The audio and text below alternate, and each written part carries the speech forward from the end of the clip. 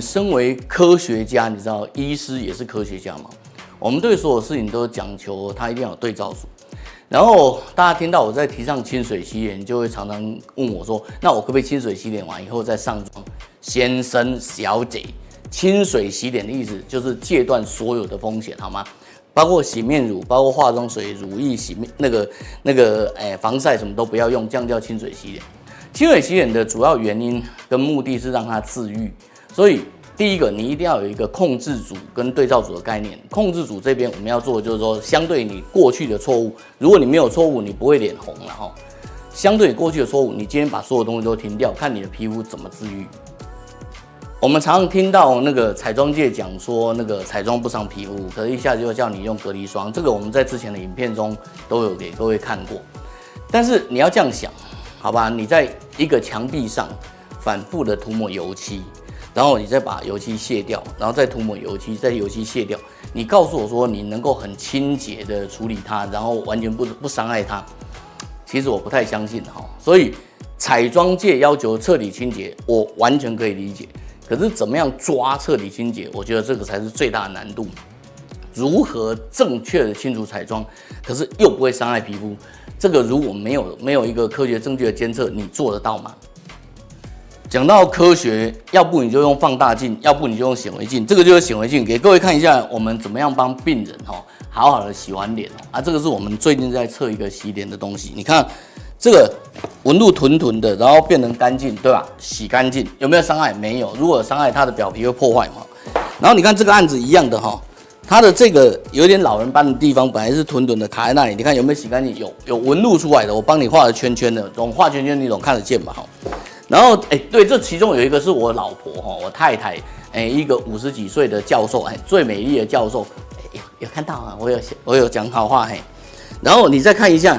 这个也是洗完以后变干净，对不对？然后你看这个老人斑不是它，老人斑洗完以后你看变干净。我的意思说，如果你正确的清洁，你的角质就会代谢掉，而且你不会伤害皮肤，不是吗？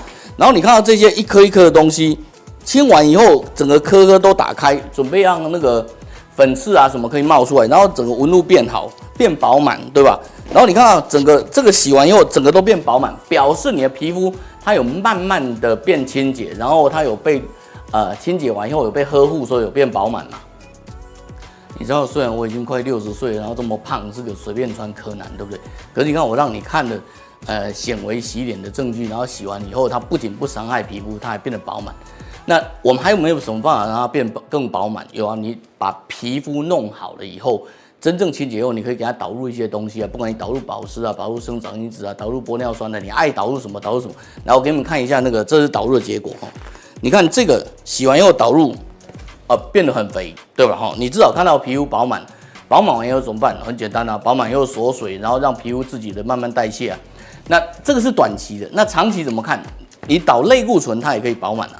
所以你导完以后，你要长期去追踪它，看它纹路有没有消失啊？纹路越来越好才是天然的哈。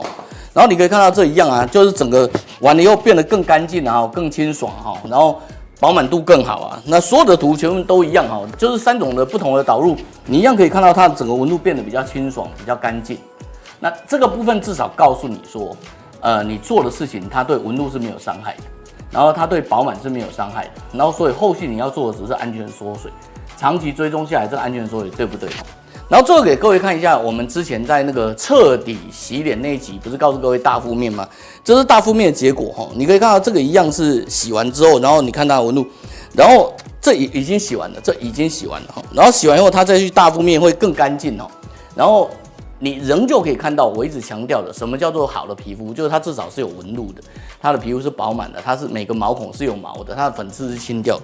你会发现它是在往那个路上走哦，像这些黑黑的颗粒，慢慢的在代谢中，然后你看到那些肥肥的东西，慢慢的变得比较蓬出来，然后比较饱满，比较维持正常的样子。这个就是我们今天能够提供各位的证据哈，所谓的科学证据哈，也不过就是这样子。比起你用肉眼看，然后去想象说，我感觉好像比上礼拜好，这样子才是真正比上一次好吧，对吧？